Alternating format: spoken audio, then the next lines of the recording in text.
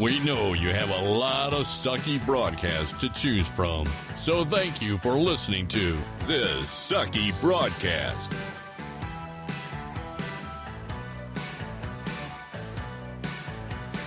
And now, here's Bradley Laberman.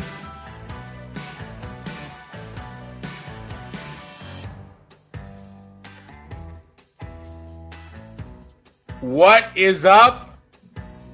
Happy Wednesday. Unless you're listening to this on a replay or like a regular human being listens to it as a podcast, which is then happy Thursday or Friday or the weekend or 3 a.m. because you need something to put you to sleep. And here we are. This Sucky broadcast. And today I have a very special guest with me.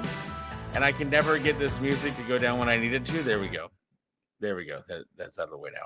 I have a very special guest with me today.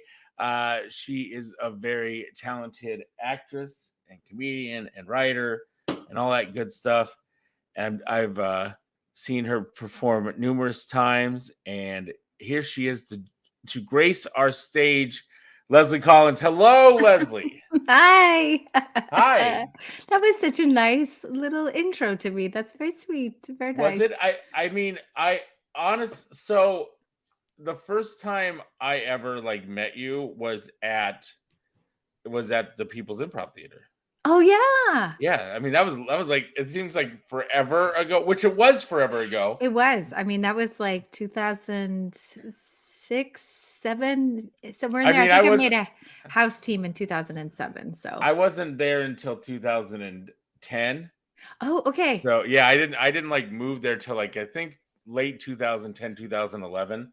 I think it was when I moved there really early on. And it was this situation where I was living with Justin and Michelle. And I remember that.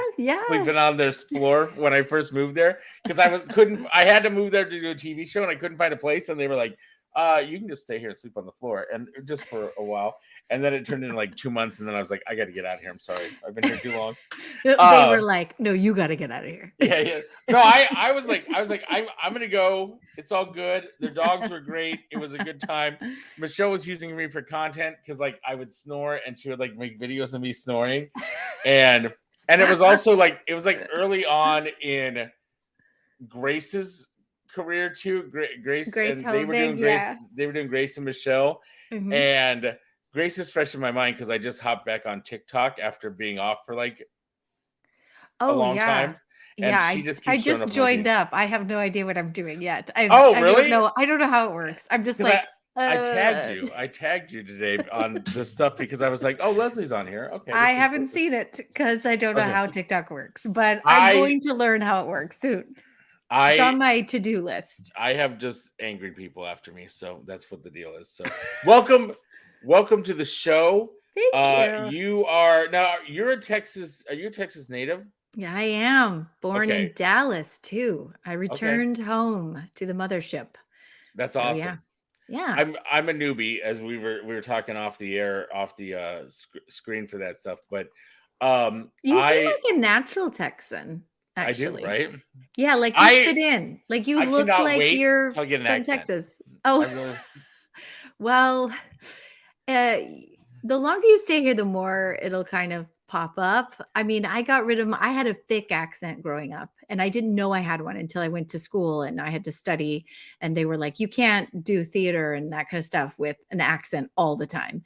So I had to kind of work it out, but it does kind of slip back in a little bit, but it's more like the Texas lilt, the rhythm of it all. That's more Texas. So I got you. Just give yourself some time. It'll show up. I grew up in Iowa, and I remember doing professional theater out of college, and the director going, yeah, you sound too Midwestern. And I'm like, what? How does what Midwestern sound? And I think it's because I said the instead of the, and it was like that stuff. I said, he said, you should say the, and I say the, and it was just I didn't realize that was a Midwestern thing.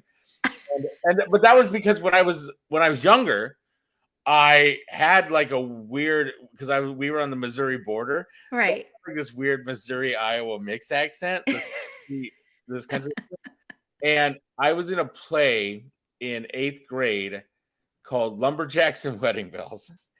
These say no more. Yeah. I know all about it. It won the Tony in 64. Yeah.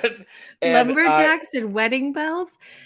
Yeah, it was one of these like middle school written plays that was, but it's funny because it was about lumberjacks getting married, who were expecting mail order brides to come. This is a middle school play, dude. I think about it now, and I'm like, the other one we did when middle school was called DuckTales and Bobby Socks, and it was another one where it was like. Are you sure this just wasn't your theater teacher, right? Like writing? No, these were because I ran a children's. This is really published. I ran a children's theater for about 6 years, for a while in the 2000s, and it is in the Samuel French. Like it's there, and because I almost thought about doing it, but then I was like, no, we're gonna do Lil Abner. We're gonna do like real plays, and so yeah, which is actually pretty close to Lumberjacks and Wedding Bells. Yes, probably. But Lil Abner's pretty awesome. It really is really awesome. But what I was gonna say was, I played this character, and I would say, it took place in Washington, and I'd be like, well, we're here in Washington, and I'd say Washington because that was some weird Missouri say there was an R and everything, and my teacher said, there's no R in Washington. You have to say Washington. And I was like, and I had to like teach myself to like speak differently in 8th grade for this play. So cruel. My dad actually says Warsh. So maybe that was just your early Texan coming out. My mom says it too. So it was more of I think it's a Southern thing in general. But I'm excited because when I go back to New York, I'll be there for like 5 minutes because I lived in Little Italy most of the time. I was in New York. Way down there. Oh yeah, I was in Little Italy for a lot of the time, and so I just talk really mafioso sounding when I like get down there. I'm very much like I'm talking like this like all the time, and I'm saying stuff, and my friends are like, "Why are you talking so fast like that?" And I'm like, "I don't know. What are you talking about? I'm not talking fast. I'm talking normal. What are you talking about?" And then and that's why I'm like, it should be easy for me to like. It'll come. Yeah. I noticed myself doing the same thing in New York, being there for like a long time. Not that I would like totally become this person, but like I could definitely like get the ear for it, you know? Yeah. Like I was like, I think that's kind of what that sounds like. But yeah, there was never like a moment in LA like when I was like that. I never had a moment in LA where I was like, I'm gonna talk like I'm in LA. And there's never a moment when I was like in Chicago. Well, Chicago was like New York half the time anyways, but it's like, there's never a moment where I was like, oh, I'm talking Chicago now. No, it was always like New York. And then I just really want a Southern accent really bad. And well, it'll happen. But LA, I mean, there's no accent to be had. But what is LA? I don't know. I mean, like, I was there like too. I was there too. But yeah, accent. It's just. How long were you in LA? About 5 years. I left New York about, I think, 2014 around in December, so almost 2015. And then I was in Los Angeles from 2015 to right before the pandemic, which is perfect timing. Me too. I moved back home. Yeah. So I was heading back to New York, and my brother convinced me to move to Chicago so I'd be closer to family. Exactly. And then he got a job and moved away. Oh. How dare he? Yeah, and I was just like, what? And the funny thing was, he didn't tell me he was going to move away. So I like Easter Sunday of 2021. Yeah, he's like, "Happy Easter, buddy. We're moving to Louisville." I'm like, "What? You left me here?" And I call my mom and I go, "Can you believe him announcing that in the Facebook group?" And she's like, "What did he announce?" I said that he's moving to Louisville, and she goes, "Oh, he finally told everybody." And I was like, "What?" And she goes, "You've known? Yeah, you traitor. Your mom's a traitor." She did. She goes, "Your dad," this is my stepdad, but she goes, "Your dad told him that he needed to tell you he was moving," and he's like, "I don't know how to tell him because I got him to move here." And I was like, "Whatever, I'm fine, I'm good." And then he left, and they all left, and I was like, "Oh, this sucks. I don't want to be here anymore." But now I'm here. But now you're here. Welcome. Yep. Bless my heart. Wait, did I just tell myself to F off? Is that? Bless your heart. That's so sweet. Hey, watch your mouth. No. I moved home also because, well, my parents are here, but my older sister is here. Okay. And I have 2 older sisters, but one lives here with my parents. So my idea was that I'll just come home, stay home with my family, figure out where I want to be, where I want to work in Dallas, Fort Worth, kind of get myself going, and I'll have a place to stay. And then a pandemic happened, and then I never moved anywhere. I've just been locked down with my parents ever since, which is like a sitcom waiting to be written, because right. Oh my gosh, it's grown-ups, just all grown-ups living together again, like after all these years being away and then coming back. But it's good. It really is sweet. It's nice, but it's very, very funny. My dad, sound like you're trying to convince yourself that, though. Well, you're like, it's good. It's good. It's good. It's really, it's good. I promise. It's good. Well, there's just funny things everybody does. My sister has her things, and my dad always listens. My dad just got a hearing aid, but he listens to the TV on like a crazy level. And then he also wears headphones all the time, listening to an audiobook. So he's never really watching the TV with the volume on. So with the volume, he's just watching it. But between the TV being on and then him kind of yelling at you through the headphones, you're just like, all right, this is living. And everybody has their things, but I have my things. But it's good. I can close my office and like retreat and like not worry about it if I get fed up with whatever's happening in my office. Though, do you mean your childhood bedroom? Or is it oddly enough, my parents did something funny. Like when my sister moved home, they were like, if you build it, they will come. And so they upsized their house. We have a smaller yard, but the house is bigger. So I have a bedroom. It wasn't my childhood bedroom, but I do have a bedroom that has my own bathroom in it. And look, if you've lived in New York or if you've been in a studio, like my bedroom is lovely. That's great. That's awesome. Most Texans would be like, what? You're living in like a child-sized bedroom? And I'm like, yes, because it has its own bathroom connected to it that nobody else is using. I had a railroad apartment, which mostly consisted of my roommate bringing home guys from Fire Island every night, and it just like. And you have to walk through. Were you in the back of the railroad? So did you have to walk through? People had to walk through my room. Oh. To go to the. You get kind of the short end of the stick in that. Yeah, I do.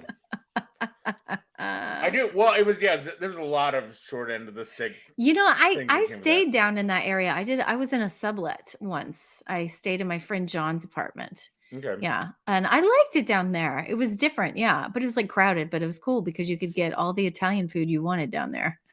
Yeah. That was surprisingly, it was cheap.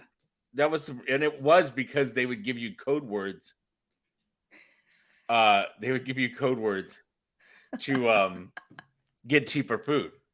And when my friends would come, like I did not know that. The first time sneaky. The first day I moved in, I was like, I need to go out and hang out somewhere. And I walked down the street, and there's this place called Mulberry Street Bar, and they had a sign that said karaoke.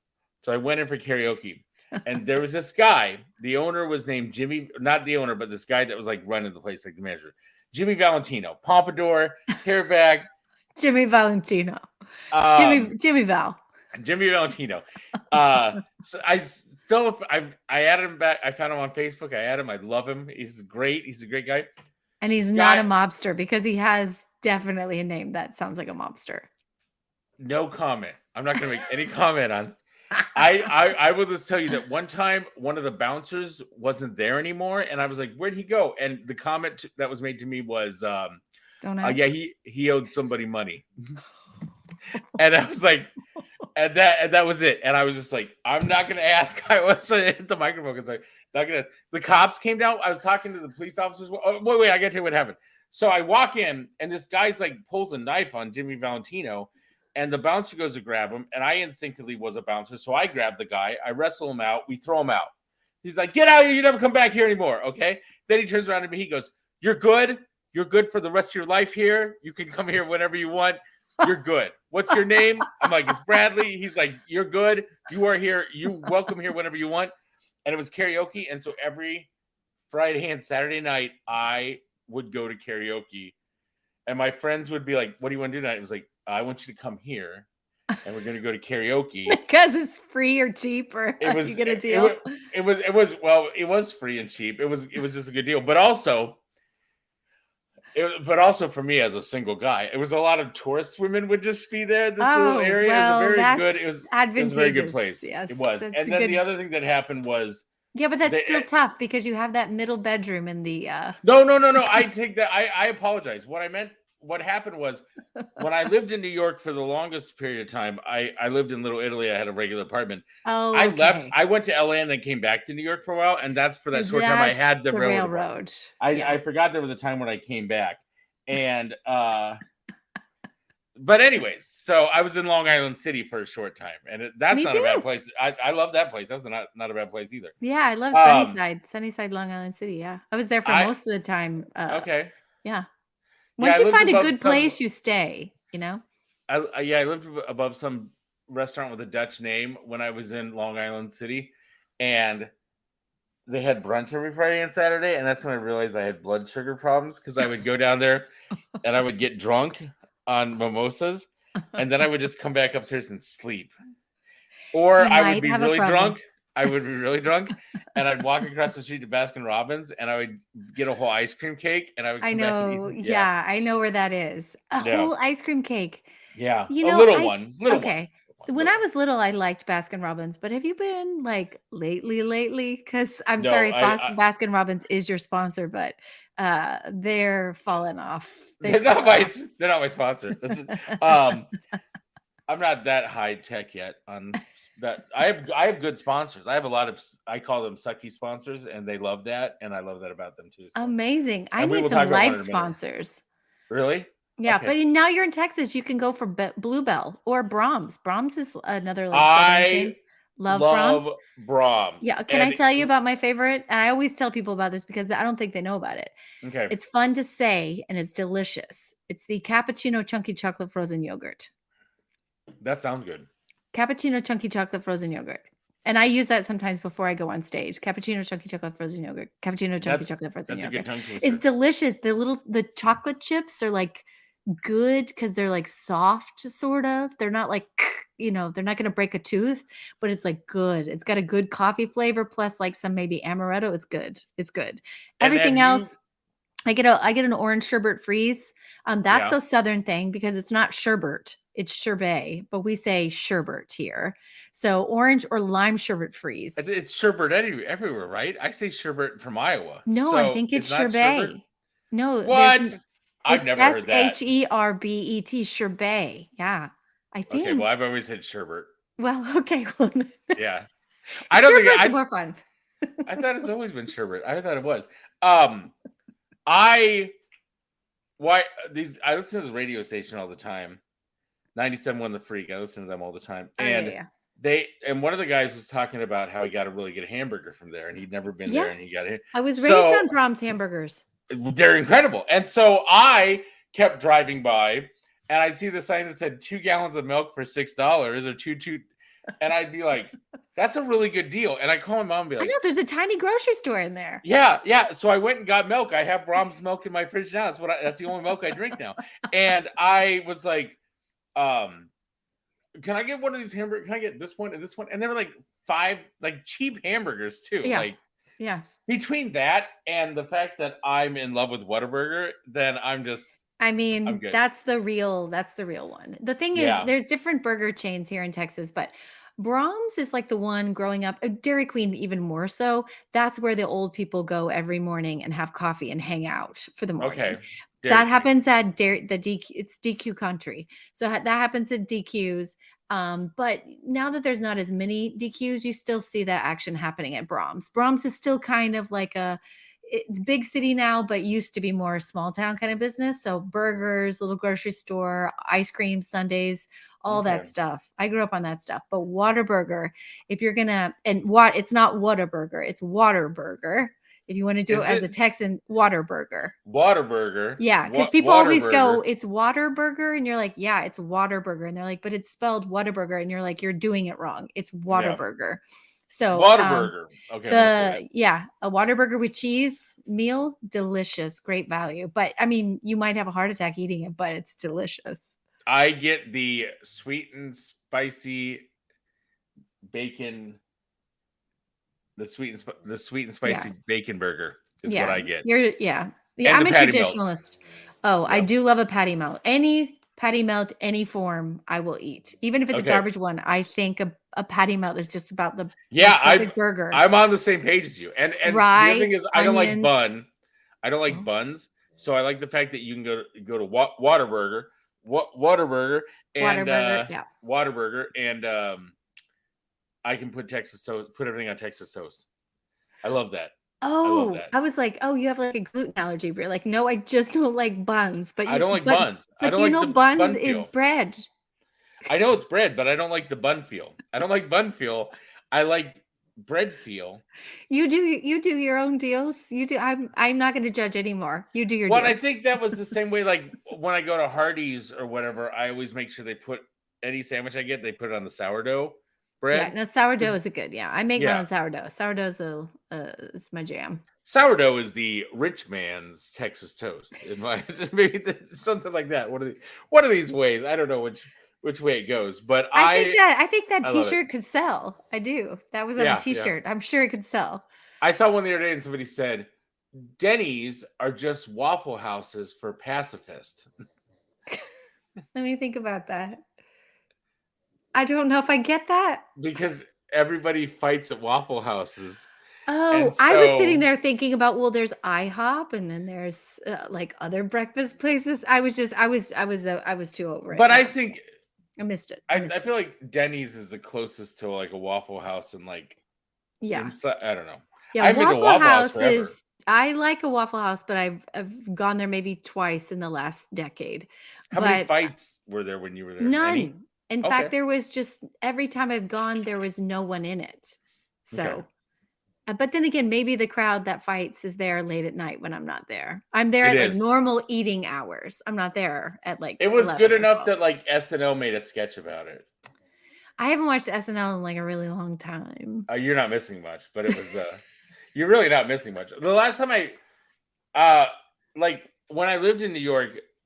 Because of what I was doing and stuff like that, I would get to go to like the SNL after parties sometimes. Yeah. And that was a good time. But on those times I would never even, and those times also I would go out to karaoke at Mulberry Street Bar, and then they'd be like, "Where are you going?" I'm like, I have to be at this SNL party by 2 a.m. And I was like, I'm gonna go to this SNL party after SNL, but I want to come here and do karaoke until then because I don't like to mess up my thing. I mean, the ladies could be there. Ladies are the ladies. Well, the ladies would always be like, "Are you guys all professional singers?" Like, because it'd always be like a set group, and it got. Did they all sound like that? Hey guys, are you all professional singers? They were. They'd be like that. The other thing they'd always be is like, "Don't message me on Facebook. I have a husband." Sorry. I know. I know. Yes, it was a very different time for me. Yeah. But anyways, before we I want to talk about all the stuff that you've got going on.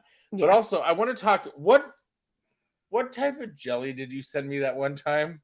Oh my gosh. Was it apricot or was it No, I never it would be peach. Yeah. I've never made an apricot anything, but it was the vanilla peach bourbon jam, I think. Yes, that's what it was. Yeah. It was good. I just wanted to be like, I just remember you were on Facebook and you're like, I have tried to make jam. Does anybody want some? And I was like, yes, I want some. And then all of a sudden, and then you're like, what's your address? And I gave you my address. And then I was back in Iowa at the time.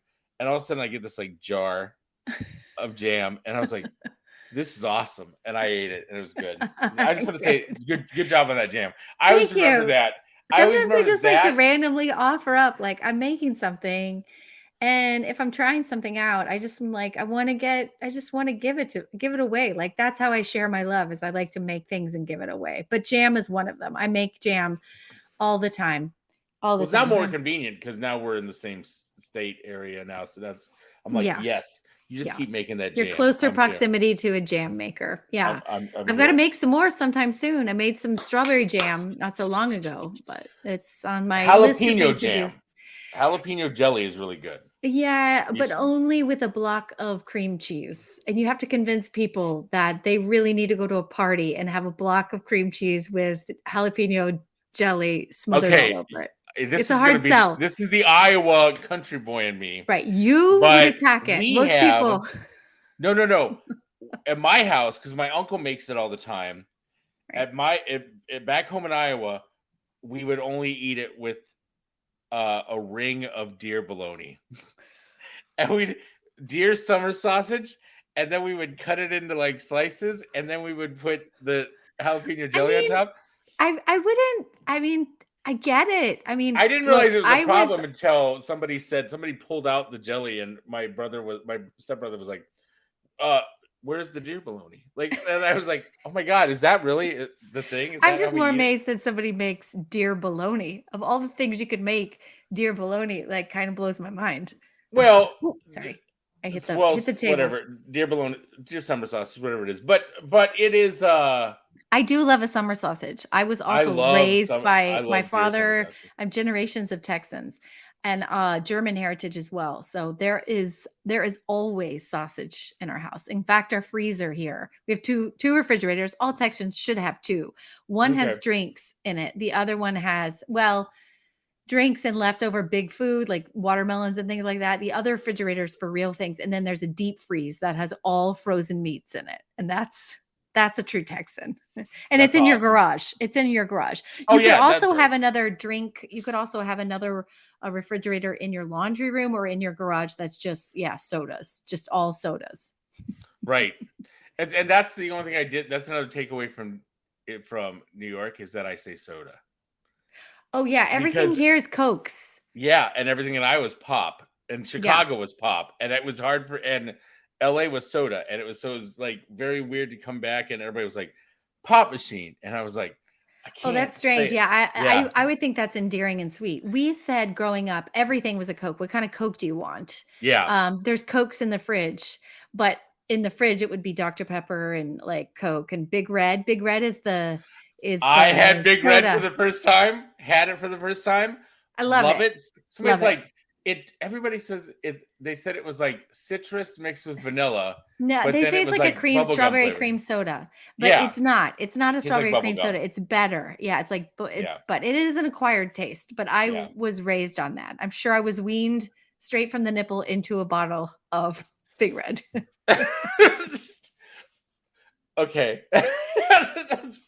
Sorry, I had a visual there of like a big red nipple. I was like, wait, okay, so I want to talk to you about your event, but I have to do a commercial thing real quick. I'm going to talk about sponsor real quick. Okay. And actually, feel free to let me know if you have ever been to Grapevine. Palio's Grapevine's location is the neighborhood Italian restaurant. They offer a variety of authentic Italian dishes, including pizza, calzones, and pastas, as well as sandwiches, salads, and more. All their food is prepared fresh to order with only the finest ingredients, and they work very hard to give you the best possible food experience. Palio's is known for fresh ingredients, fresh dough daily, never frozen, and they even offer a gluten-free option. Conveniently located in the heart of Grapevine, Texas, near DFW Airport and the Great Wolf Lodge for over 10 years. So go grab a table in their friendly and comfortable dining room. They are kid-friendly, and they also have a pet-friendly patio with a fire pit, and they are open Sunday to Thursday, 11 to 9, Friday and Saturday, 11 to 10.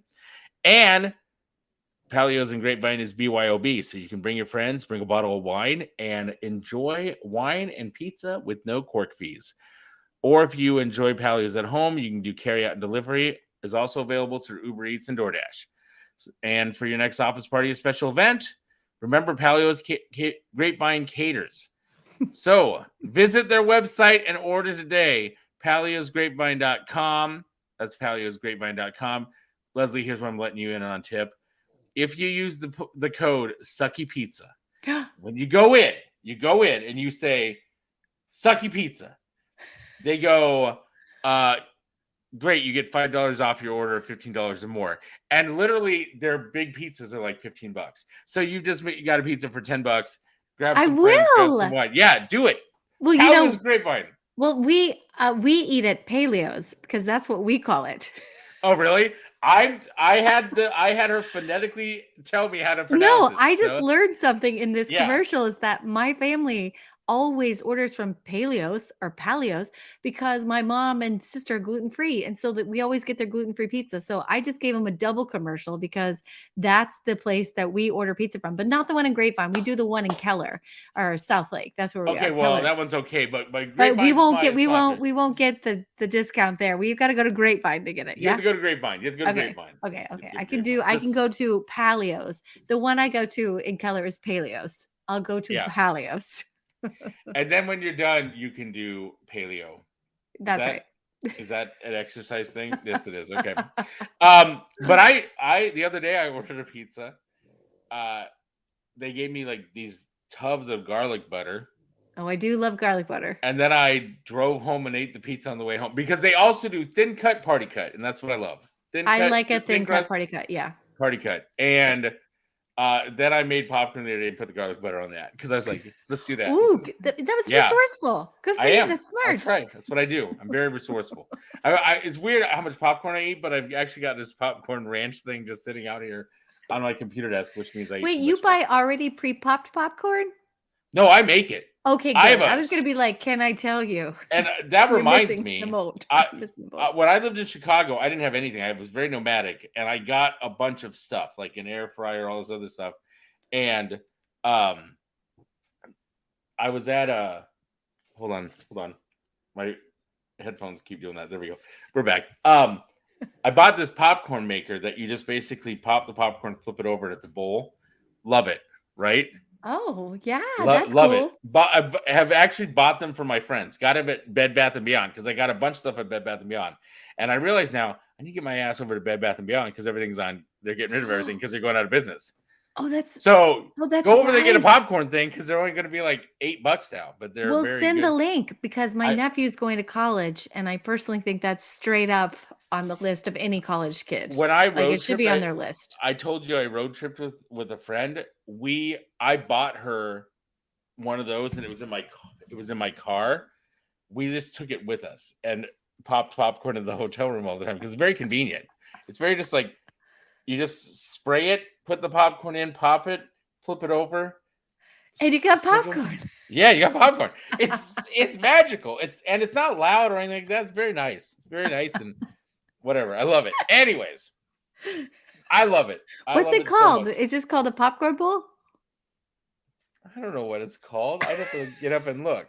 Don't look. It's okay. It's fine. It's fine. But you're also talking to a guy who my sister-in-law likes to make the kids make me cookies and stuff like that and send them to me. And she sent me a jar. And it was like, this jar is lentil soup. And I read it and it was like 8 hours if you cook it one way and 30 minutes if you make it in a pressure cooker. So I bought a pressure cooker. I was like, I'm going to buy a pressure. I bought a lot. I had a very open account at Bed Bath & Beyond for a very long time. I use my Instapot all day, every day. It's a great deal. All the time. It's a great deal. You know what's a good thing to get are the bao buns. Oh yeah. And I've not gotten those. Where do you get those? Like Costco, or where do you get them? Frozen, Costco, or like you get them frozen. They don't make the Bow Wows. There's this thing called Bow Wow, which was like a Chicago restaurant, but you could get the frozen bao buns there. Yeah. And you were like, I didn't think we were going to be just talking about bao buns on the show. But I can chat bao buns all day long. I love them because this place called Bow Wow, you can get like pizza ones or like peanut butter and jelly ones, and they have like different flavored ones.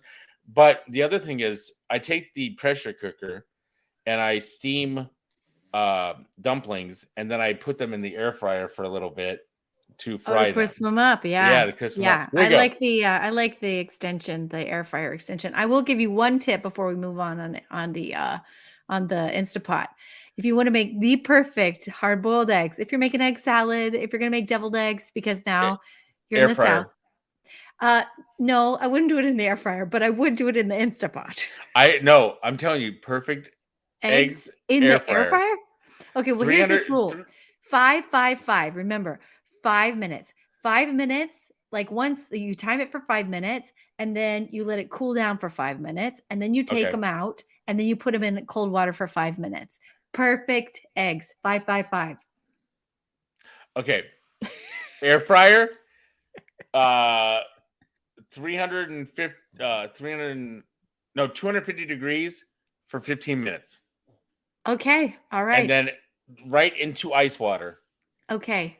Peel off. Instant peel off. Amazing. Instant peel off. And, well, not peel off. That's a different food altogether. But, like, you know. But, no, I will try pressure cooker. I thought you were going to say, my brother one day said, man, you should make macaroni and cheese in that. And now that's all I make is macaroni. I just make a bunch of macaroni and cheese, and then I just scoop it into bowls, and then I just eat it cold out of the fridge. Love it. Mm-mm. Yeah. All right. It's a good time. The Instapot is a good time. Yeah, I love it. So let's talk about yourself, though. Yeah. So, and then I want to go back to something else we used to talk about back in the day, okay. But I want to focus on this right now. Okay. So Miss B's Very Silly Playland Circus. Yeah, it's a mouthful. It is a mouthful. Talk about tongue twisters. I know. And it is taking place at the Arts Missions Oak Cliff. Yeah. Arts Mission Oak Cliff. Yeah. 410 South Windermere. Man, this address is tricky for me. Is Windermere right? Yeah, you got it. 410 South Windermere. It's in Oak Cliff. So basically that's like a neighborhood that's real close to Bishop Arts, and there's lots of really cool stuff going on there. But the organization itself is actually an old congregational church that a bunch of, or like an artist bought up, and then it's now become like an artist collective. So they do all kinds of really cool stuff here and provide like a service also for a lot of artists getting started and theater companies getting started, like Katamia, like some of these theater companies that have only been around for a few years. A lot of people mount their first shows in the space. So yeah, okay. I'm an artist in residence for 2023.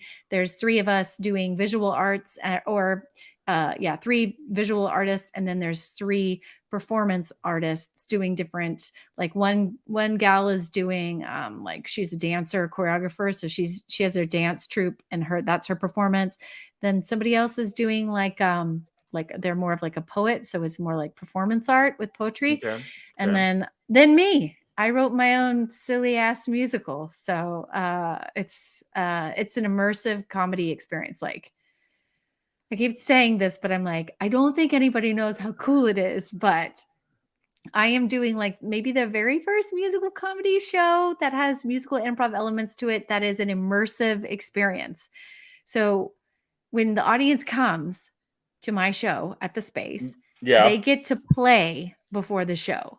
And I'm providing all these cool, fun stations for you to like play like a kid. Now there's like booze and snacks there too. So it's for adults, and you come and you can play cornhole. You can make your own sock puppet. You can get your tarot card reading. Oh, that's cool. Yeah. I'm in. There's all these like cutouts you can take pictures of that are really silly and irreverent. And there's a costume closet so you can dress up. Like, so I'm trying to make my audience play like adults to play, like find their kid again. And then after they do that for like 30, 45 minutes, then I do the show that I've written. That's me and like 10 local comedians and people I've been working with for 4 or 5 years. And they're all improvisers and musical improvisers. So it's something different. I think Dallas is kind of one of these cities where they have improv, but a lot of people go see stand up here, and they kind of miss out on some of the other comedy in town. So these are I've heard that somebody made that statement. It's like a date night thing. Like the kind of like people that go and like heckle people and people who are like, let's do something fun tonight, but they're not like that fun. They go to see stand-ups, not to say stand-ups are bad. I love stand-ups, good stand-ups, but there's like people in this town who are like, let's go do that thing for a night, because it's a different creative kind of art, like for the night. But stand-up is very, very different than improv and musical improv. So it's for like, I find the people who find what I do, like, and do improv classes and stuff, like they're more kind of like me, like they're more artistic, or even if they don't have an artistic job, they're kind of like more like out there and fun, they don't. I did improv before I did comedy. And I feel like learning improv and mastering improv, I feel like that like really made me better at comedy, because I would always struggle. Well, I'll give you a name. Rich Ruiz is somebody who, like, one day said to me, I was like trying to do like jokes, and he's like, you just need to get up on stage and just do what you normally do, is just tell dumb stories, and then that can be your comedy. And I go, that's what I'm going to do. So yeah, I mean, it's just making you comfortable with yourself. I see so many people come through my classes that can't even, they get so nervous and wrapped up when they have to just give a speech at work. And I'm like, I've got you. I'm going to help you, because you shouldn't be this nervous. But yeah, I mean, it serves a lot of people, but I find that the people that I've met doing improv, and I've been doing theater and all this kind of stuff for many, many years. And I do have some good theater friends that I've held on to, but I'd have to say my best friends in the world all come from my comedy years of doing that in New York and LA. Like, those people were like grounded, hilarious, like awesome people. Like, they were the good ones. So I found a nice group of people here that are kind of like that too. And more people here in this town that do comedy, they all have day jobs, a lot of them. So not many people are always doing theater and work, like creative stuff. But they're the same kind of people that I've met in New York and LA and Chicago and stuff. So are you like me, where you don't really have a day job and this is what you do all the time? Is that, like I remind you, I live with my parents. So I do have like one advantage, is that I don't have to pay rent. You do have one crutch. You do. I have one crutch. And I mean, I do think it's kind of abnormal that I haven't, but like the pandemic happened. I had a gig right before the pandemic, and then 2 years went by and I couldn't work because I'm in all the unions, and the unions were like, you can't work. I mean, because we have to keep you safe. And I also was living with my parents, so I wasn't interested in like bringing home going COVID. Out and bringing which I did eventually. I was patient zero of my house eventually. But everybody, my parents too, so it's okay. Yeah, but everyone made it through, which was good. But yeah, it was kind of serious. So I didn't do anything for 2 years, but I wrote this show, this Miss B show. Like, I created it during the pandemic because I was needing an outlet, and I connected up with a lot of my friends that we were all figuring out how to do everything remotely. So everything was like possible. And so I created this web series and was working with my friend Tom, who's an editor, like award-winning editor in LA, also just sitting on his hands. So he edited the very first web series that I did. Some of my theater friends who were costumers, they like threw in and helped me design like the costumes. And then I got the artwork done by somebody else. So I did it all in green screen in my garage. But it was that kind of stuff that I was doing in the pandemic. So when I came back from and work started to pop up, I was actually booking work in town. So I have been working quite a bit. Like, I haven't stopped working since at least I did Young Frankenstein in the fall at a theater here for a few months. And I did it last summer. And then since January 2nd, I've had shows back to back to back to back till now.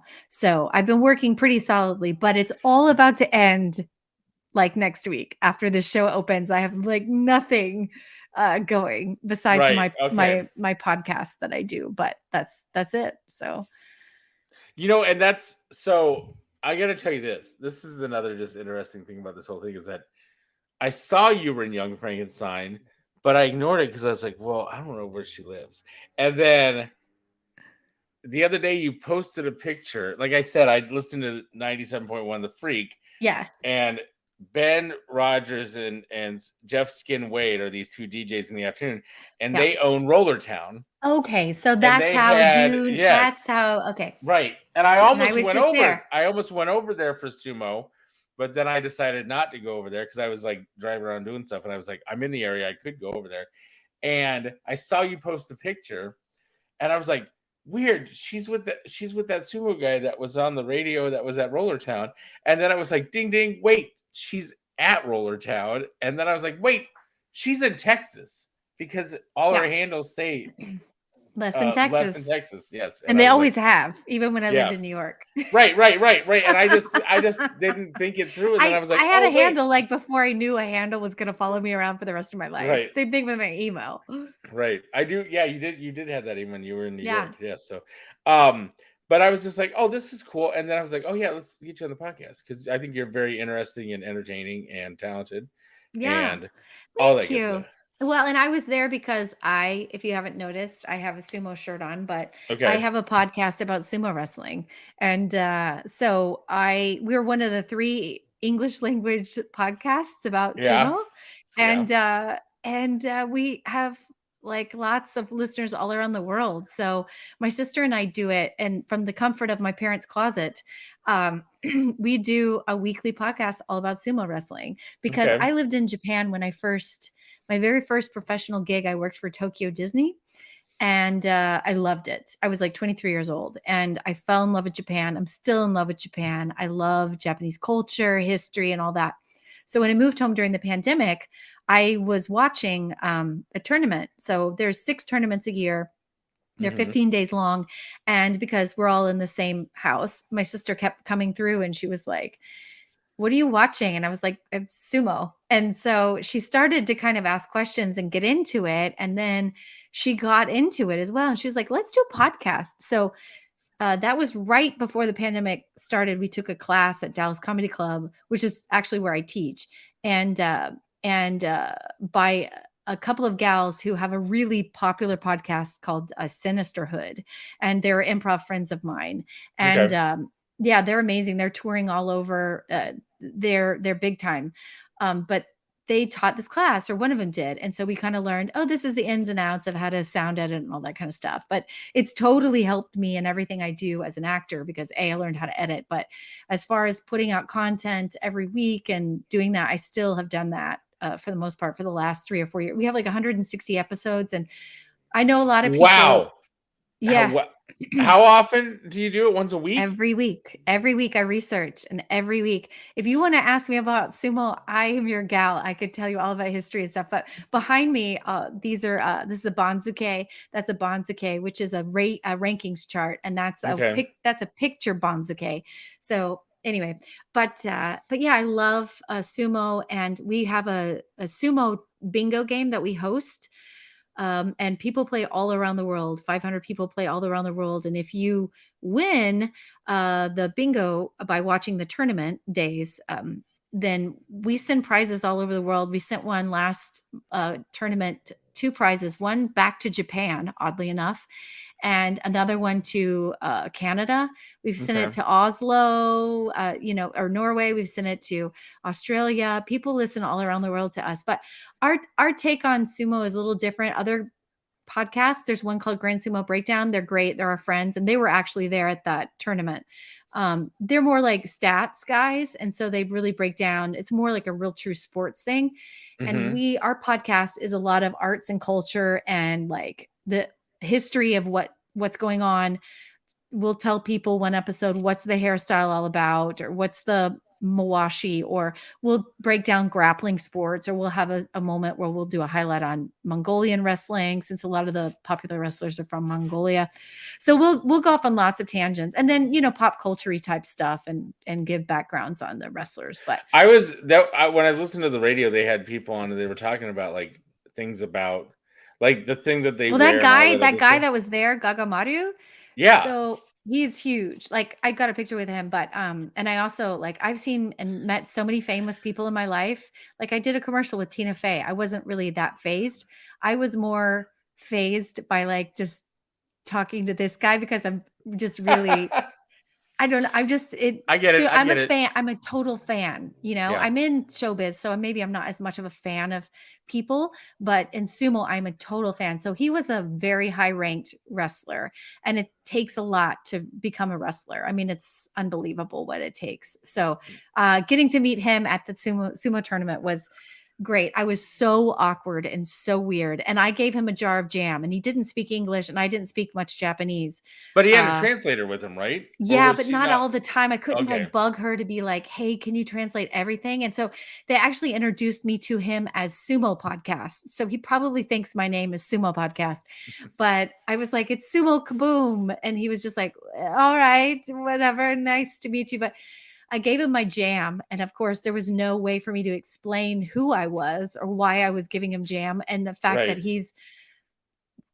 I don't even know if he would eat jam on anything. He probably like, "What are these jars?" I have no idea. So he went home and he's like, He's like, what the hell? Rash, and then he like put it on a rash. Like he's like, oh, that nice girl gave me stuff from my diaper rash from my. There's not. I hope someone told him what it was, but I failed miserably. But it was still cool meeting him. But he did. That's awesome. Yeah, he did a great. Awesome. He did a great workout for the guys and flew all the way here from Japan. So it was pretty cool to have him here. I want to tell you something. I get what you're saying because I was like, I feel like I had my time on TV and stuff like that, and I got stuck in hanging out with a lot of different people and meeting people, like when I do Today Show or Dr. Phil or some stupid thing like that.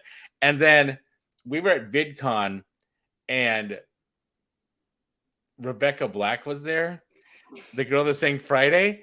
And I had this moment where I like seized up and like I couldn't go talk to, and I can go talk to anybody, right?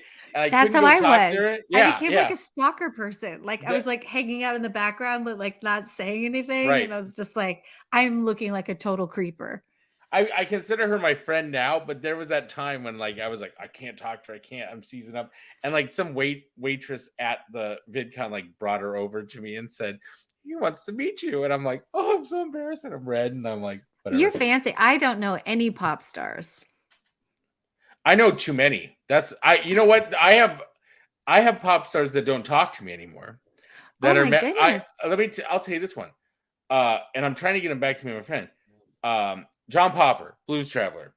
Oh yeah. I had a really good relationship with Blues Traveler. Moved to New York City. One day he messages me and he goes, for those that can hear that at home, that's Leslie's dog snoring. I'm trying to get her. So Leslie isn't gassy or anything. That's just neither one of us is gassy. That's her dog snoring. I just want to be clear. Because I heard that noise. I'm like, I've got to clear that up right now. Or I know. I mean. Yeah. But I was in New York City and I get a message and it's him and he goes, hey, I'm performing. Do you want to come out? And I was like, well, I already planned to go to karaoke, but I guess I could come over. And because that's how little I care about anything other than karaoke. And so by the way, when you want to go to karaoke, let me know because I want to get groups to go to karaoke. Here? Love it. Oh, I would totally go. Okay. So I'm like, he's like, call my manager, whatever. So I get over there, which I didn't want to be at. I get over there I go to this like really remote place in Brooklyn. It's like a bowling alley / stage or whatever. And I'm at the front gate and they're like, you're not on the list. And I'm like, oh, okay. And he, and I see him and I yell at him, but he doesn't hear me because he's got a girl on each arm because that's how he rolled. And I see him go up to his VIP loft and I know what's going to go on there. So I'm like, I don't want to be here anyways. So I just go, okay, well, I'm going to go. I missed an hour of karaoke. I got to go. So I left and I went back to karaoke. And so I went to, so I'm at karaoke. Next morning, I get a call and he's like, hey, Bradley, I'm sorry. I'm and he's like, whatever. And I'm like, I know that he was like shoving something up his nose or whatever. I don't know what he's doing. But anyways, he goes, blah, blah, blah, blah. And he's like, I'm sick right now. And he goes, I go, not a big deal. He's like, I don't know why you weren't on the list. I'm like, really? Not a big deal. Not a problem. Nothing like that. And his manager messages me and says, I'm sorry this happened. I'm like, not a big deal. Not a problem. Monday, he calls me, says, don't ever talk to me again the way you treated my manager. And I'm like, what happened? What? And I go, there was never an issue because I just wanted to go to karaoke. Like I would come over and see you perform. That's great. But I think his manager got in trouble. And she said, well, he flustered me on Friday because he called me yelling at me and demanding all this stuff. Oh, we have a fibber. Yeah, and had a fibber. And so I was just like, I know that's not the case. But John, if you're watching this, who knows what John Popper's I'm sorry I made the comments. Days. I made the comments about you shoving stuff up your nose. I apologize for that, but whatever. But also, this guy. Well, this guy told me he had a heart attack when he was masturbating. So there you go. That's him. So that's why he lost all his weight. But he said that live on my live stream show a long time ago that I had, which was back in the day when I first was live streaming and I was one of the only people live streaming. And he called in and he's like, here's why I had a heart attack. I was in Hawaii and this is what happened. And I'm like, that's the greatest story ever. And then we became friends after that. Amazing. So, yeah. That and just random people like that, MC Hammer and all these other guys. Oh my gosh. Random. I hung out with You collect people. You must collect people. I do. I hung out with Collective Soul for a while, and that was a good time. And then by default, what's that guy's not John Mayer. Who's the guy that sang Chariot? What's that song, Chariot? Oh, Chariot. I don't know what that guy's name is. I don't know. Anyways, this guy toured. Yeah, this guy, the Chariot guy, whatever. He was not John Mayer. He was not Bruno Mars. He was I don't know what the guy's name is. I got a picture with him on my phone. I don't even know. Somebody will let you know. Yeah, somebody let me know who that guy was that sang the Chariot song. I would be interested in knowing that. I also realized that I can click on the comments thing, and if people comment, I can see it. I forgot that. So back, but for your show, I want to tell people if you go to this Sucky podcast, this Sucky broadcast. Sorry, we rebranded. If you go to thissuckybroadcast.com. And I rebranded because I'm trying to get on TV or radio. And I was like, I'm going to make it sound more like a TV or radio show than a podcast. Oh, yeah. So it was Sucky Podcast. And then one day I was like, I wonder if Sucky Broadcast is available. And it was too. So I was like, let's switch it up. Snatch it up. I call my voice guy and I'm like, can you just say broadcast a bunch of different times so I can edit the audio? And he's like, I can just redo the whole audio for you. I'm okay with that. I was like, cool, thanks. Because it's just 3 words. Yeah, I was like, just say broad. Can you just say broad and then I'll just edit it all. I don't want to pay the extra money for the whole new liners. I don't know if anyone's seeing this, but this dog, I mean, come on. You have a chug. I do. And he can hang out in there because he says. I want to show you something. Yes. Hi, Max. But I'd have to take him to. I'll send you a picture later. Okay. Actually, it's on my Instagram or TikTok or whatever. I'll tell you what it is. I went to Ross. Dress for Less. I always go to Ross Dress for Less. It's my favorite place in the world. And this Elvis picture and this. I don't know if you can see her back there. What's her face? Audrey Hepburn is the other one. Yeah. Okay. Did you get it for a steal? I can't see that one as well. I can see the Elvis. $20 a piece at Ross. So then they were sent because they match. I like to get stuff that matches. So I then go around and say, I want this picture, I want this picture. And I buy those from like actual things. I get a bunch of the stuff from Banksy looking stuff. And so I'm at Ross because once in a while I'll just randomly go in and see what kind of paintings do they got, So I walk into Ross. You're not shopping for clothes there. You're no going clothes. For paintings. No clothes. I either want. I have to break it to you. I don't think Ross Dress for Less is like the place you really want to go. Is it? Have I just been missing the boat? You have been missing the boat on the art that is at Ross Dress for Less. If you want, like, I want a dumb picture for my bathroom wall. Boom, go to Ross. Okay. If you're also like on the way out, I want to grab a bottle of aloe water. Boom. There you go. Aloe water right there. Like a box of different types of chili peppers. I also am not ashamed to admit I get my cologne from Ross because they have really good cologne for a good price. And you wear that cologne when you go karaoke for the ladies? I do. I sprinkle it. I got like a 4-pack of these like little credit card ones the other day from like Ralph Lauren, like different fragrances and like little. But they're skinny like a credit card. You can put it in your like back a little pocket? put it in your back pocket and spray it when you want. Sounds dangerous. Comes in useful when you drive Lyft once in a while because people stink and you can just like spray. Yeah, people do stink. They do stink. Yeah, where was I? I was somewhere just yesterday and I was like, oof, someone in here smells like onions. I was at Walmart Market, which is next door to me because Walmart, the other Walmart's but I was at Walmart Neighborhood Market, which is down the street from me yesterday, and a guy smelled like BO. And I hadn't really like showered in the morning, so I got up and I walked over there. And yeah, I did. I had a moment where I was like, oh my God, is that me? Am I like wafting that smell? And I was like, that's not me. But then I thought to myself, because I'm like in like a grungy shirt and sweatpants, what I'm thinking to myself is, this guy stinks up the place and people are going to think it's me because they're going to be like, oh, it's the fat, stinky guy in the sweatpants or whatever. Right. And I'm like, no, it's this guy. Yeah. I remember being in Japan once and it's not really, it doesn't make it doesn't really matter where I was, but I remember smelling on my way to the train. I was like, it was in the morning and I was like, oh, smells so good. It smells like they're making stuff for lunch already. And then I realized as I got closer and closer to like this man that he had BO that smelled like cooked onions. And like, it is like a fine line if you really think about it. What? It's a fine line. Some BO smells like cooked onions, you're like, that's really pungent. That's really, wow. And it has that like, and then you're like, no, it's somebody's pits. No. But, yeah, I always make sure I'm like, if I'm smelling it, then I'm like, am I in a food establishment or is it this guy? Most of the time it's this guy. And it's just, I've had people that smell like tomato sauce. Does that make sense? Have you ever had that smell? No, like, I've smelled people's cars that smell like pancake syrup. That's I had I can't. There's no way to censor this story in any sort of way that I protect the innocent in this story. But I will have a situation. I will be very vague on this. But there was a situation where in college, I hung out with somebody who had clearly never washed his jeans. And so it was like this, like, I think what smell I'm talking. It's just smell, yes. Right? Never really noticed it. And then one day he was like, do you want to go to Walmart? And I'm like, yeah. So we get in the car to go to Walmart and we're in the car together. And I'm like, ugh. And then it was like to the point where I came home and I asked other people.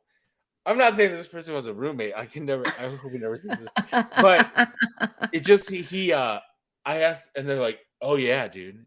How'd you not, like, nobody would talk about it. But once we were all in on it, we were like, we just understood that guy stank. Yeah. And then he got a girlfriend, and then all we wanted to do was like say, Gene, help him. Like, no. We wanted to be like, does she not smell? Does he like not smell? But I think he also started cleaning up afterwards. And yeah, I mean, I would, yeah, if that was me, I'd put a kibosh on that for sure. I know some dancer people like in college, and they both stunk as a couple, but it was also masked a lot by patchouli.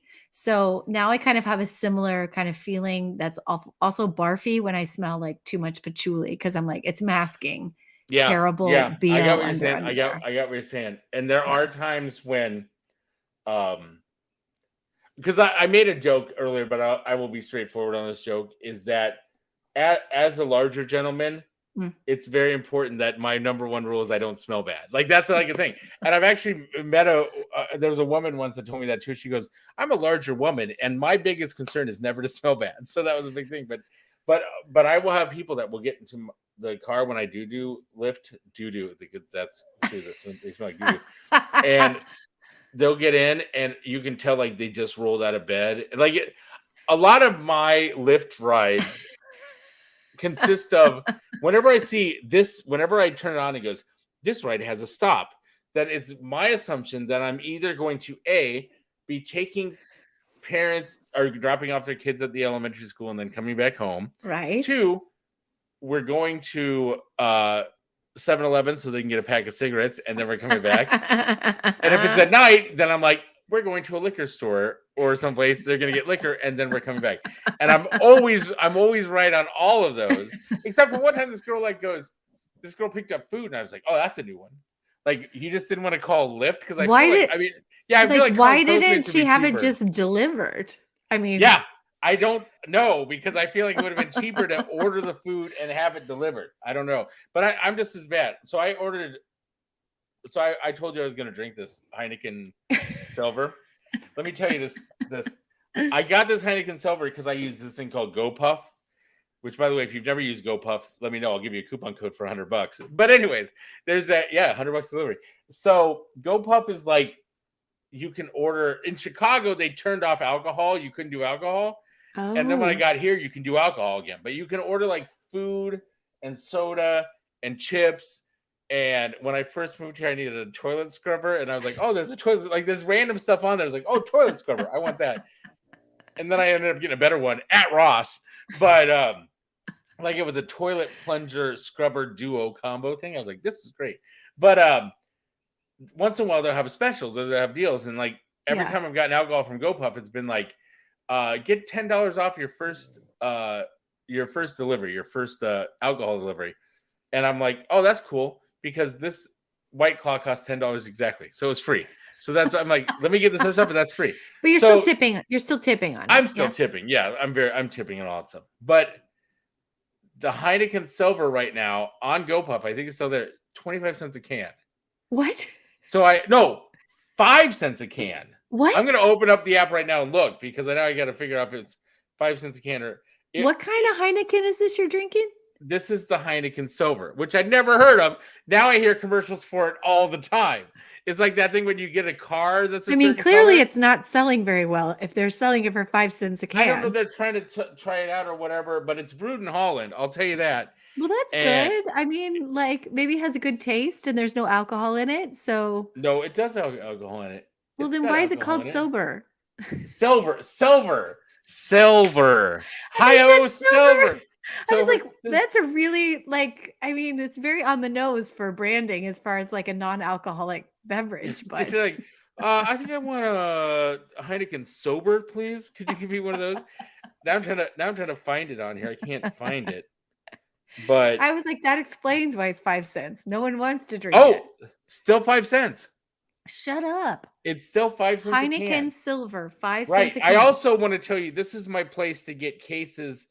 Is it old beer? Like, how does this work? How can they sell something for 5 cents a can? Also, I got this the other day. This is Liquid Death tea. I like Liquid Death water, and like the only place you can get that is GoPuff half the time. And there's this new thing because the other thing about GoPuff is you can get stuff it'll be like, do you want a pack of Bazooka gum? I'm like, yeah, I want a pack of Bazooka gum. Or do you want like the new flavors of Mountain Dew? I'm like, yes, I want, because they'll make them in 0 flavors and I can't drink sugar. But they also have this stuff called Happy Dad, which is a beer company made by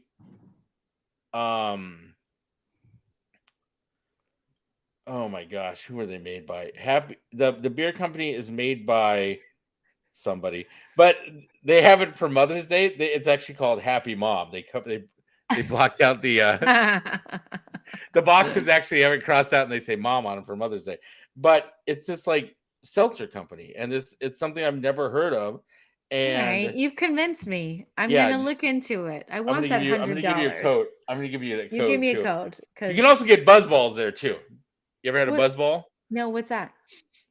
Oh, you never go to 7-Eleven or something like that. Buzz Balls are like these little balls. Oh, the little balls of alcohol. I know like what those are. Yeah, the mixed drinks or whatever. Yeah. And they have a beatbox and all that stuff. I'm sorry, I'm reading through it now.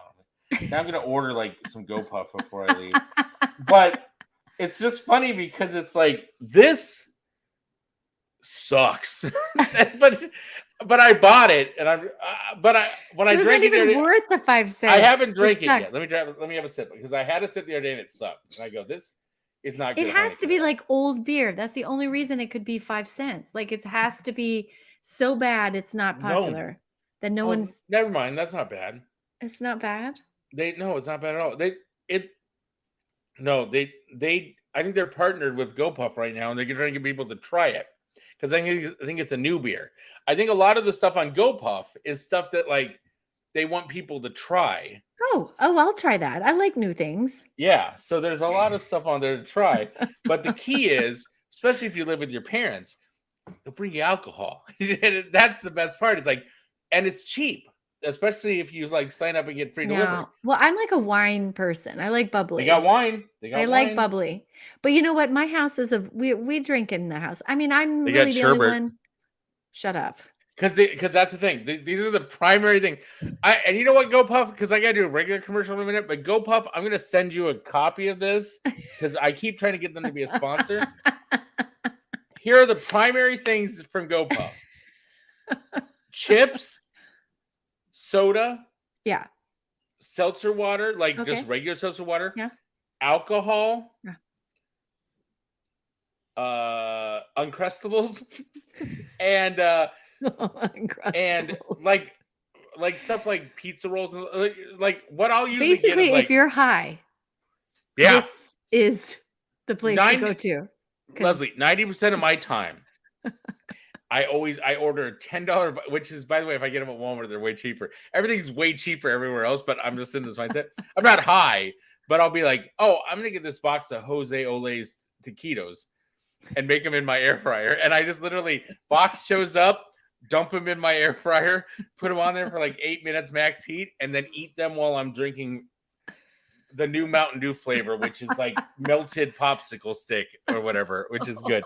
It says taste of summer Americana, and the logo is like a melted popsicle stick guy. But then they also have like ice cream, like the pints, like Haagen-Dazs, like the new stuff. Okay. But not the good stuff like Walmart has, which is the little Debbie ice cream flavors. That's a good stuff. Yeah. I don't shop at Walmart so much anymore. I am a Target girl. I said girl and gal kind of at the same time, but I'm a Target girl. Targal girl. A Targal girl. Here's a question. This is a segue to an ad. Do you quilt? My grandmother has a lot of quilts, or my grandmothers did, and great grandmothers. I own a lot. I do sew. I have a sewing machine and I have a serger because I'm crafty like that. But no, I haven't really. I did make one quilt once for my sister's first baby, and let me tell you about my other Sucky sponsor right now. It's a quilter. You have a quilting sponsor. I do. I am so impressed. Thank you. I tried. Quilting Cat Crafts is a DFW based fabric house. An online store specializing in boundless quilting fabric, which is just like but I go for fabric. I'm always like, I need a discount code. I will be there. They carry new 100% cotton fabric, mostly priced at $5 per yard. Okay? Amazing. I'm sold. Let me tell you about Liz though. Liz, she suffered from depression and anxiety her entire life. Even with medications and great doctors and therapists, it's still a disease with a stigma that needs to be brought out into the light. And in 2019, after a series of life events and failing medications, she was stuck in a very low, depressed place. Mm-hmm. And that's when she learned how to sew and quilt to give herself something to focus on instead of constant negative thoughts to bombard her depressed mind. And when you start a new craft, you usually don't have enough of the materials to start out with to make the projects. Quilting and sewing are the same, because each time you wanted to make something new or take a class, you had to go make a trip to the fabric store, get a bunch of extra fabric, where most of the people that have been quilting for a while have like a stash of fabric. Oh, yeah. They got tons of it. Yeah. And it's harder. Like my aunt would do that all the time. She'd go to like rummage sales, get a bunch of like shirts. Oh, yeah. I still do that. It's harder for those people to get started out on a budget. And that's when she discovered Boundless, which has a low price point, and it's affordable, and it can help anyone fit in and sew with the big girls without having to run to the store for every little blanket they want to make. Quilting kept Liz out of the hospital and alive during that time, and Boundless Fabric is what allowed her to afford to do that. And so she wanted to make it available and affordable for other people. Call it Quilting Pay It Forward. People have already shared their fund, I'm sorry, I wrote this and I'm bad at this. I'm sorry, Liz. I keep reading this ad bad because I keep coming right here. People have already shared that finding Quilting Cat Crafts online allowed them to build a stash of fabric that they couldn't afford, and it smiles all around. And so you can order online, quiltingcat.com. Or if you're local to DFW, you can, and you want to pick up your order and save on shipping, you can do that too. I will. Where in DFW? Because I will go. That's not on the copy. Go to quiltingcat. I'll give you the website, quiltingcat.com. It's somewhere in the DFW area. But they also have a Facebook page, facebook.com/. Nice. I am a crafter. I am 100% a crafter. So I will definitely check it out. But what are you waiting for? Because I got to tell you this. Okay. If you order online with the coupon code podcast, you get 10% off non-sale fabric, which makes it $4.50 a yard. I mean, come on. I did the math. My sister-in-law quilts too all the time. So I'm like, hey, I did this for you. No, really, I didn't do it for her, but I thought about her. I was like, oh yeah, let's talk about it. So actually, I'm in a group with the radio station, and it's like people who listen to the radio station helping other people with the radio station. Yeah. And Liz posted about her business, and I was like, oh, would you want to advertise on a podcast? And she's like, sure, why not? So I was like, here's a good deal for 3 months. Let's try it out. So that's awesome. Well, for all of your quilters or people, I will say when I love to use my hands and I love to cook and I love to craft because it focuses your mind on just whatever the task is. So right. Some people are doers. Some people do lots of other things when they're pensive, but I like to do something with my hands. It helps. It helps. Yes. Liz is onto something. Oh, she is. And also, I enjoy talking to you. And I hope you don't have to go right away. Do you have to go right away? No. Am I holding you up? Okay, no. good. Because usually the show is always like, it's going to be an hour, but every episode so far has been like an hour and a half or whatever. So, but what happened last time was I was talking so much because once again, I want to tell people, if you didn't listen to last week's podcast, my friend Nikki Huntsman was on. Yes, she's a porn star. And she listed her top 3 guys her top 3 lovers. And guess what her number 3 was? Who? Pauly Shore. Shut up. And no, I know. I said the same thing. And then she proceeded to tell everybody how Pauly Shore ghosted her. And I'm like, put this out there. So please watch that episode and tag Pauly Shore because yes, but I have to say, I think I've run into Pauly Shore in my travels. I think when I was in LA. And he had this kind of attitude like I'm the greatest thing, but he was also like kind of like coming off as a dick. And I was like, dude, like that's what I love about him. That's what I love about him. You know, I gotta tell you, when I first moved to LA, I was on Periscope. And which was a live streaming app, and I got popular on there, and I was like in the top 10 live streamers on Periscope. And so other celebrities that would Periscope would want to hang out with me. Nice. And I met Brie Olson, who was a whatever, and hung out with her for a while. But I met Andy Dick. Speaking of guys that are like, but Andy Dick we'd go out, and Andy Dick would always be like, because this was during his sober phase. I think he lost it. Bless you, by the way. But Andy Dick would always be like, drink. And he would like try to make you drink. And he's like, don't not drink on my behalf. And I'm like, no, I don't want to drink, dude. I just don't want to drink. And he's like, drink. And I was like, no, I don't want to drink, man.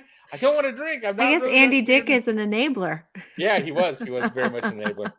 I just remember that. And then and then I went to one of his shows, and then this girl was hosting this show, and it was in LA, and it was at the UCB, and Andy just called and said, "Oh, I'm not gonna make it." It's like he was like the headlining of this show, and he's like, oh, "I'm not gonna make it." And that was kind of the time you're like, "Whoop." Yeah. But Andy Dick, if you're listening, I would like to have you on the show. Have you ever heard of these are my random thoughts that I'm having. I love random thoughts. I'm random. Have you ever had Nothing Bundt Cakes? Oh, fuck yeah. I know all about Nothing Bundt Cakes because they're always at my rehearsals or somebody's bringing them in for a birthday or something. I love the lemon ones, and I've been meaning to stop by.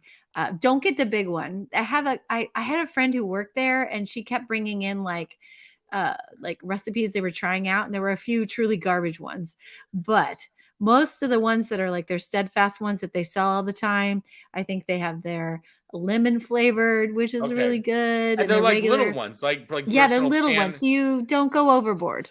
Yeah. So I filled out this survey because there's like this family that lives in the apartment complex that I moved into, and they're like, review this or whatever. So I reviewed this thing, and they're like, we're gonna send you over a gift. Thanks for reviewing that you won the contest. So I get this card, and I go to check on it, and it goes, I'm like, oh, cool, a gift card for Nothing Bundt Cakes. And I go and I look online, and it's like, this card is good for $5.75. And I messaged them. I go, is this meant to be $5? Then I went to the website, and I realized the personal cakes are only $5. So this is like a gift card for one of these little cakes. Yeah, for one little cake. So not the cupcakes, the small cake though. No, like a small cake. Okay, that's good. Because I was going to say the cupcakes I have right here. Okay, I was going to say because the cupcakes that would not be good value. The cupcakes are really small. Yeah. I mean, even like I would go to that place in Beverly Hills all the time. Oh yeah, I would go there too. What was it called? For cupcakes or whatever. Yeah, well, they had really great buttercream icing. I went there all the time, actually, too many times. I was like, I don't need to be here anymore. And they were cheap. They were like $1 each. Yeah, right. They were always cheap. That's what I was gonna say. Whatever they're called, whatever. When Leslie and I were in LA and hanging out with like celebrities, and one time, I always like to tell this story because it's just a funny story about how like I just fell into random things. Lisa Loeb was periscoping, and so she was like, "Come over. I'm doing a show at the Grove," and I just moved. I didn't know what the Grove was, and it was a mall. Right. So I go over, and she's doing this show, and there's like some other band there that's opening for her or whatever. And then she's like, I want to go over to Pottery Barn Kids because that's Lisa Loeb. She wanted to go over there, look at like the quirky cat phone for her, and so not for her kids, like it was all stuff for her. So then we decided to go across the street because she wanted to get apple cider donuts from the from Farmers Market. From the Grove, yeah, from the Grove Market, yeah. So this is I'm loving her already. Right. But this is the part of the story that I love telling is that we're walking across the street and Sarah Silverman's just there like returning something. And she's like, oh my God, Lisa Loeb. She'd never met Lisa Loeb before. And she's like, Lisa Loeb, I love you. And like, she like starts talking to her and Lisa knows who she is from stuff and like that. And they've never met before and they're talking. And I'm there with Lisa Loeb, just like hanging out. And Sarah Silverman clearly thought like I was like Lisa's best friend or whatever, because she kept like touching my arm and talking to me and like including me in the conversation. But that's the part of the story that I love the most is that I'm just randomly there with Lisa Loeb, and she pegged you as important. Yeah, she did, and that was cool. I mean, that's pretty damn cool. In my book, that's pretty cool. That's Lisa Loeb from the You Say, Don't hear what I want to, don't anytime, nobody with anyone and anywhere. Don't understand if you really care. I'm only hearing negative. No. That's one of my go-to. So Leslie, I want to tell you another story. Is that a lot of my karaoke that I do is 90s female singers, and I have joked around because I know so many people that have cover bands in Dallas, Fort Worth. I know these guys that had this thing called Petty Theft, which is a Tom Petty cover band. Amazing. And they perform all the time. And there's another one called, I was in one in New York. Pepper Theft. What were you in? I was in the Magic Touch. It was me and my friend Marshall, my friend Roman, and we were yacht rock band. Okay. I know Marshall. Well, yeah. And so we played around a little bit, but we would sing specifically like that stuff from the 70s and 80s. That's yacht rock. Okay. But you know what? All those hipsters in Brooklyn ate it up. We had a good time. I loved it. Yeah, and I still listen to yacht rock. Not Christopher Cross anymore. I can't handle that, but I can handle most of the stuff from that era. Cross? I just get so tired of sailing. Takes me away. Yeah, like it's good, but it's like more than once. The only one I like is is that Arthur's song? Arthur, he knows what he pleases. No, I just got that out of my head. I just got that out of my head. Oh my God! I used to ride over the Queensboro Bridge on my moped, like on my scooter. Yeah. And that's the only time that I would like listen. I would be on the outer edge of the Queensboro Bridge on my Vespa type thing. And I would be listening in one ear, looking back over the city and all the pretty lights. When you get caught between the moon and New York City. But that's it. That's all. Yeah. Oh, and that song stuck in my head again. Yeah. Anyways, I want to have a cover band where it's just me and then all female musicians and doing Robert Plant, Simply Irresistible. Doing Jewel and No Doubt, Gwen Stefani, like doing all 90s female singers and whatever like that. I haven't figured out a name for it yet. You build it, they'll come.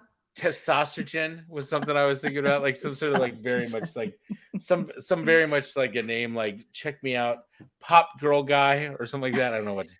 Alternative girl guy, like, because I also do a really good Avril Lavigne, even though I know she's not in the 90s, she's more of really. I'm impressed. My karaoke is far more random and based more probably in the 80s. I'm more fascinated with the 80s, 70s stuff. I do a lot of Olivia Newton. Oh, do you? Olivia Newton-John is like my voice type. So like physical and magic and all that cheesy stuff that most people don't know. It's not really going to pull in a great crowd. I can crush a Hit Me With Your Best Shot, which is Pat Benatar. But I feel like that's kind of like a normal one people do. So I need to up my game. I definitely need to up my karaoke game because I do love karaoke. I do a pretty mean Hopelessly Devoted. Oh, yeah? Yeah. Yeah. I like to just go in and be like, sing it. Devoted to you.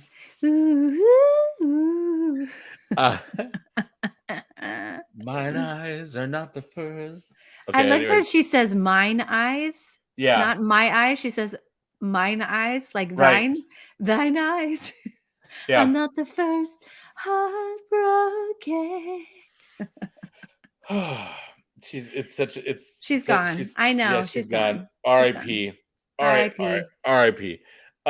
Is just incredible. Loved her. But yeah, she's great. And I just so much like all those songs. But I think it stems from when I did drag, because I did drag for a little while.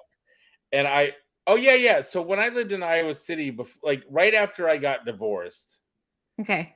I was married for a while. I got divorced, and I was doing radio. And so one day I got invited to do amateur strip night at the radio they had men's strip night at this radio station in Coralville, Iowa. This is what happens in Iowa. This is what happens in Iowa. And so I went and I did strip night, and then we opened for these professional stripper guys. And this guy's like, "You're really funny, and I want to do more stuff with." He nicely said, "Ugly guys," is what he think. He said, he's like, I want to do more stuff with like normal guys that women might find attractive. And I'm like, I get it. Was this like during the Full Monty days where people were like kind of riffing on the popularity of Full Monty? I did Full Monty. We did that musical. I did that musical at Community Theater in Iowa. Did you see the movie though? The movie's great. The movie's great, but they took off their. They did the whole kit and caboodle. Yeah. I saw it on Broadway. Yeah, I saw it on Broadway, and I can tell you, I was in a box seat somehow, and all the ladies that were there were very uptight until they knew that last number was coming up, and you could hear the music, the intro, and then everyone kind of made sure that they were positioned well between two other people's heads so that they could see what was going to happen coming up, because they knew that they were going to see dangly bits. And the advantage to being in the box is that the lights that hit the audience hit the orchestra, but the box lights, we didn't get hit with the lights. See everything. We saw it all. Yeah. And then I knew why those ladies had bought those box tickets. Yep.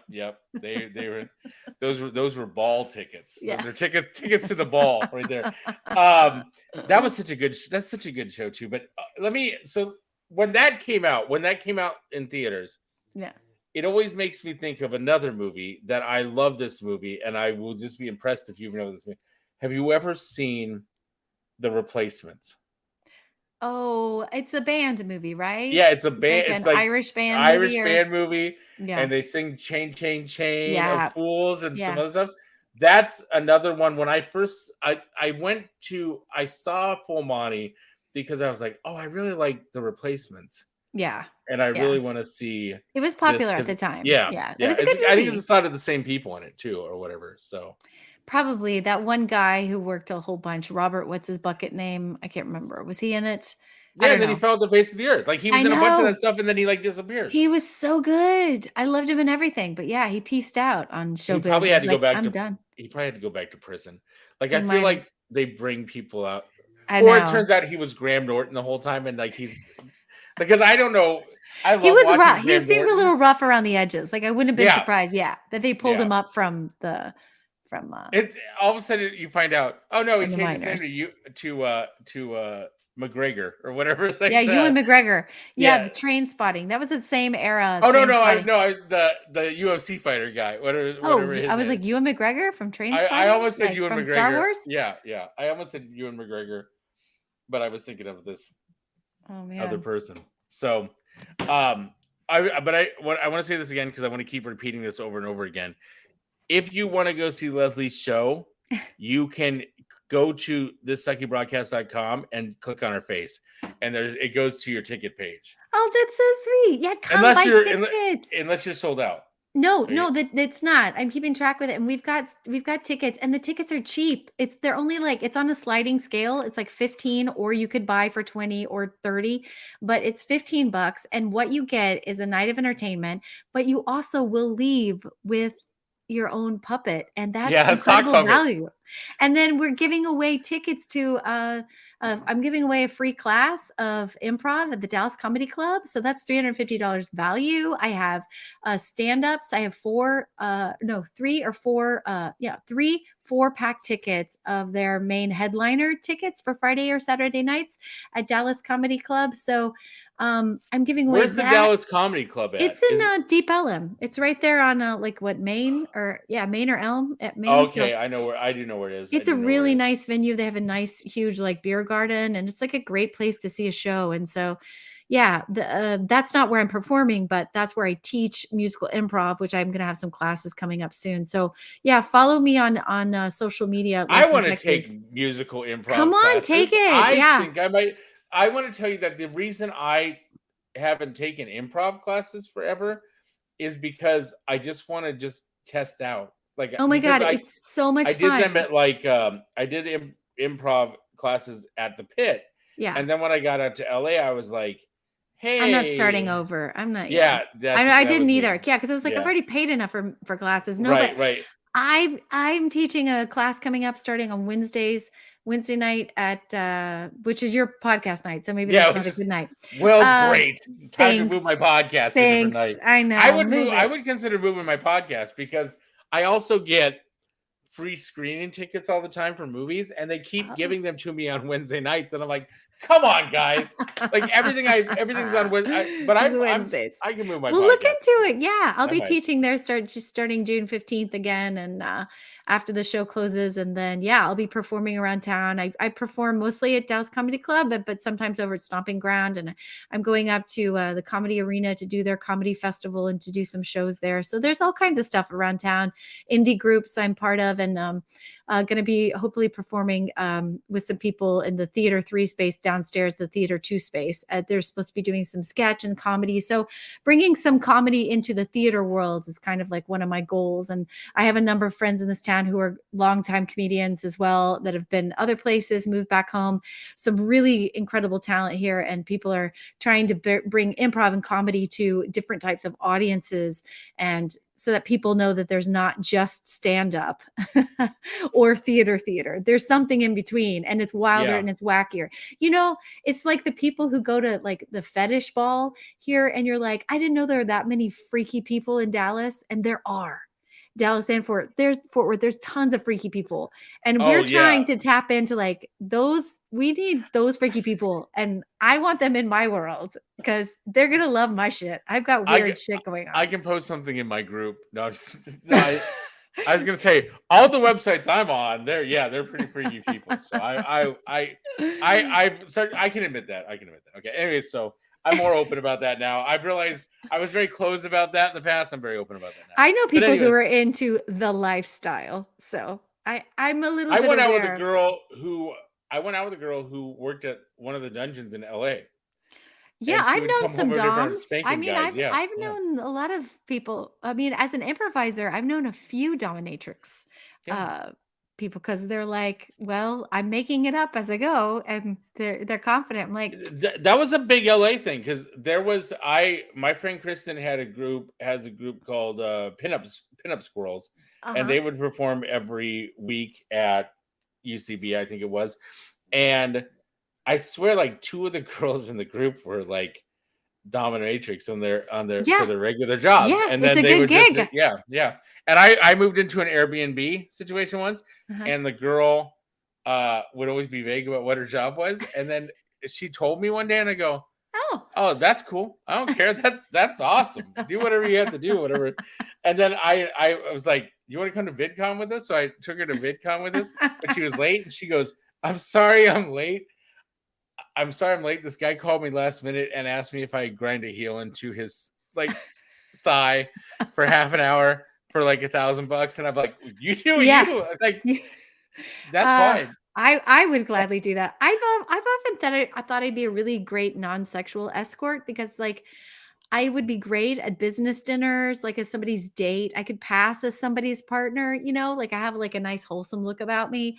I'm pretty like intelligent with the politics and current events, but I don't want to have sex with them. But I know all my silverware, I know foods and stuff. Like I would be a very should we call good. that? That should be like it's a non-sexual escort. I mean, but like a fun sport, a fun sport. A fun sport.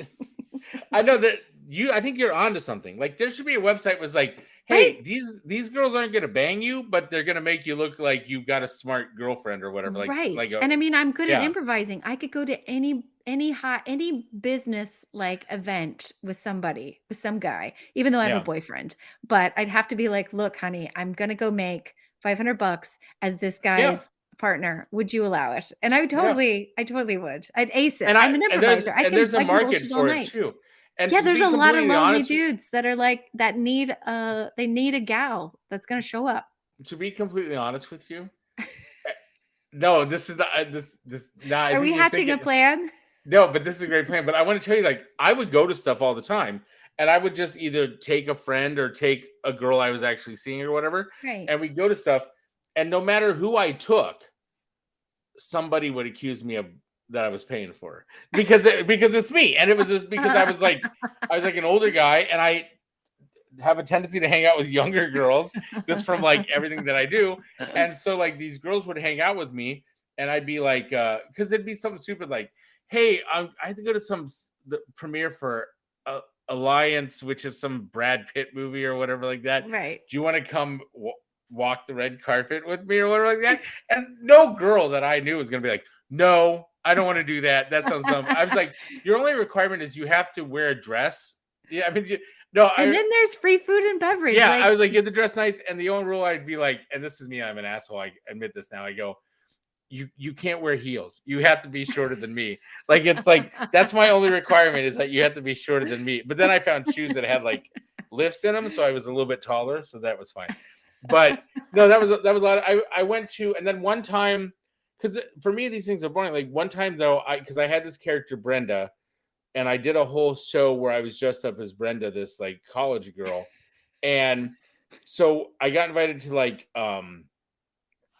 the guy from Barry Boswick or whatever, the guy from Rocky Horror was going to put his hands in the cement at some like other theater in LA. And they're like, do you want to go to this? And I'm like, yes, but can I dress as Brenda? Because I've always wanted to get Getty Images as Brenda, so I could be like, look, I got these images as her, and I did. They let me like show up as her, and I've got my regular, like the only reason I go this stuff is because I wanted the Getty Images. I just wanted like a picture that said Getty Images on the bottom, because if I didn't have to go to something, I wouldn't go to something. But I've learned that the best pictures I have are pictures that I've got at parties. From going to like a red carpet thing, or going to like a party in New York City, or going to a Fashion Week event, or going to whatever. You're fancy. Going on. I don't have any of those. You're fancy. Well, the next time I have something with a group of people, I'll invite you to that. Yeah, I need some good pics. And you can bring your boyfriend, and you don't have to be my smart escort. My smart escort. Smart. What if you got? What if we went this way? Smart escort. Smart. I think it's still misleading. X-smart. No, I still think a non-sexual escort is pretty non-sexual. No sex mark. No. We're still workshopping it. Sescort. No Sasquatch. There we go. There it is. That's what it is. Before I let you go though, one of my favorite things about you, one of my absolute favorite things about you, is that I don't know if you were doing somebody else's podcast or somebody else's show. You have like Snow White horror stories, right? From like, right? One of my favorite things about you is that I remember where you were at. Oh, I think it was just like you were at like when you would do improv, and you know how people would be like, we need a suggestion, and then you guys would like tell stories or whatever. Yeah. To start. Yeah. You'd tell like a Snow White story, and like I do Snow White for you have any good ones? Yeah, no, there was one that I remember. I was a Snow White because I did work for Disney a couple of times, but I didn't have to talk to the kids. I did like a show, and like that's a whole other Snow White. There's like 12 Snow Whites back there, but I did the musical, and it was The Enchanting New Adventure. It was a musical in Los Angeles, and Snow White's Wild Ride, something like that. So it was I can't remember, but it was a live 30-minute show, and I think I was playing Snow White, or I was swinging a dance track or something. But I remember doing the show and there was all this hubbub in the audience and like some sort of commotion. And I don't know if someone got escorted out, but it was like a whole thing. And we were all just kind of like, that's weird after the show. And then backstage, they have all these like, backstage at Disneyland, it's outside, but there's all these like, not police, but security, and they're all running towards the magic, whatever the castle is. It's a Small World castle. Okay. And come to find out, later that day, the same woman who was at our at our show in our house, and I think she was clearly on drugs of some type, but she was kind of like having some sort of moment, not like she was overdosing. She was just like really enjoying the musical a lot, and it was disturbing to everyone around her. Apparently, this woman had climbed to the top of the It's a Small World ride and was mooning people from the top of what? And here's the best part. To get her down, she kept shouting. Well, she kept shouting, "Snow White told me to show you my asshole." True. And you know what? None of us in the Snow White show, which she was clearly at, none of us told her to show her asshole to all of Disneyland. But somehow she had gotten up. I don't know if she got in the building. She got somewhere, and she was mooning people and telling people that Snow White told her to show her asshole to everyone. So that's the best story. That, and I took some pictures when I played Snow White with like Cindy Crawford, and then she like quietly like hushed her handsome husband like out of the photos because we're like, nobody wants the picture with you, honey. They only want one with me. And it's true, we did only want Pierce Brosnan. I met as Snow White. Yeah, this is the most that any celebrity's been impressed by me is when I'm dressed as a Disney character. But yeah, so that's it. That's okay, because wait, I gotta make this joke before I forget it. Okay. Thank goodness that there's just one moon at the Small World ride. There, in my head, that was funnier. I was like, because you're like, she got him. I got it. Just one moon. I get it, but there's actually no moons there. I don't think it's just a whole bunch of I've heard animatronic. There's one moon and one golden sun, and the world means friendship for everyone, or whatever.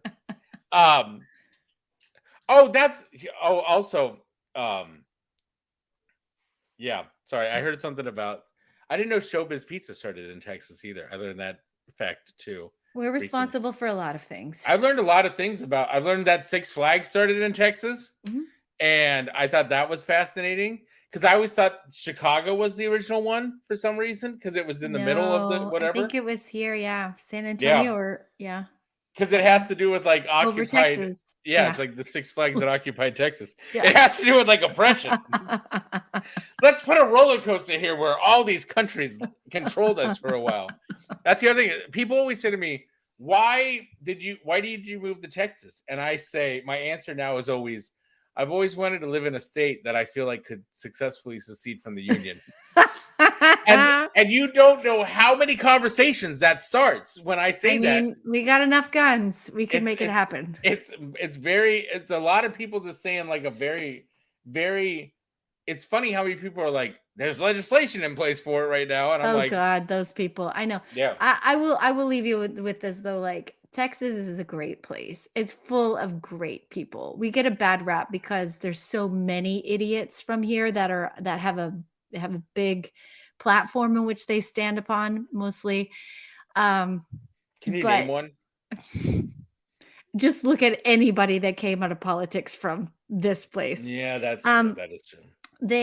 But what I grew up with and like this Texas thing that even I have in common with people that I don't agree with is like, there is this weird sort of like Southwestern Texas-y sort of country thing. And like, we're all of it. We all had cowboy boots growing up. Like we all, even if you were from the city, like we all are that. So, I need a hat so bad. You do need a hat, but gotta go to the stockyards. There's a kindness to Texans. There's a politeness. There's a very friendly quality. It's the reason why everyone sits next to me on an airplane. No one like, I'm just inviting. Like all Texans are pretty much like that. So not all, but many of us are. It's a great place, and there's lots of cool stuff happening in Texas. So much art, there's a lot of cool stuff, despite how we dominate the news with our idiocy, but it's a great place. So you picked a great place. I did. I feel like I picked a great place. I feel like it's something that's constantly growing. I hear stories about people talking about how different places were like fields when they were growing up, and now they're like like actual cities. I think that's fascinating to me. I like the fact that I do, like I said, I do drive Lyft once in a while. I like picking up high school kids in the morning, and they're like, "Yes, sir, no, sir," and I'm like, "Who the hell are you?" Like to the point where this guy, I picked up this guy the other day. He was like, "No, sir, yes, sir, no, sir," and I was like, I just want to be like, "Shut the fuck up!" Like, quit saying yes, sir to me. I'm just kidding. But then I was like, "Oh my God, Chicago made me so cynical towards people being nice." That now that people are being nice, that it's very weird for me. It's a very weird experience for me, but I love it. I love being here. I hope we can actually hang out more. That would be fun. Now that I realize you're here, and also because you make jelly, I hope you go get some quilt stuff. And thank you for being on the show. Where can people find you? Where can people find you? On Instagram. I'm mostly on Instagram. I'm on Facebook too, but my handle's there, Les in Texas. There's no I before the N, LESNTEXAS. I'm there on Twitter as well, but mostly Instagram and Facebook. You can find me Leslie Collins there. I have a page there that you can check out. Yeah, and she's on TikTok too, even though she doesn't know how to run it. I don't know how to work it. I have like 1 or 2 videos up. I have no idea how it works, but maybe eventually. But until then, check me out. I'm at the Dallas Comedy Club, and my Miss B show that's happening next weekend, May 19th and 20th. I'm gonna go. I'm gonna come. Bring friends. Bring your fun friends. I sent a message to my friend saying, because you posted like a fart rap, and I go, dude, you want to go to this because it's like a fart rap type of thing. So I was like, you want to go to it? You want to be a part of the action, a part of the fun? Well, come on. And like I said, you can go support Leslie. You can actually click on thesuckybroadcast.com and find her face there. She's right there. And you can click on it. It'll send you to the link. I'll post it out on the social medias. I'll post it out on my personal social medias. But all over the place, I want you to go and support her. And if this goes well, then are we going to have sequels? I'm assuming, I hope. I would hope so. Okay. It's going to be the whole thing. And then when it's a full-length feature film and all that other stuff. Because I didn't even talk about that stuff tonight. Didn't talk about my new job. Anyways.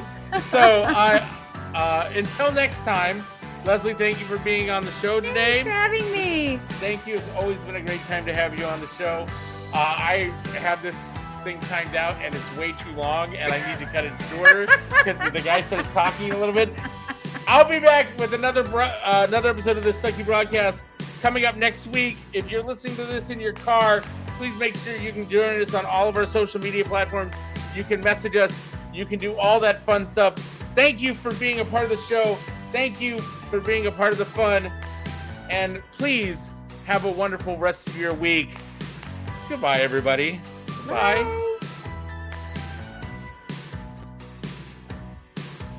You've been listening to This Sucky Broadcast. Learn more at thissuckybroadcast.com.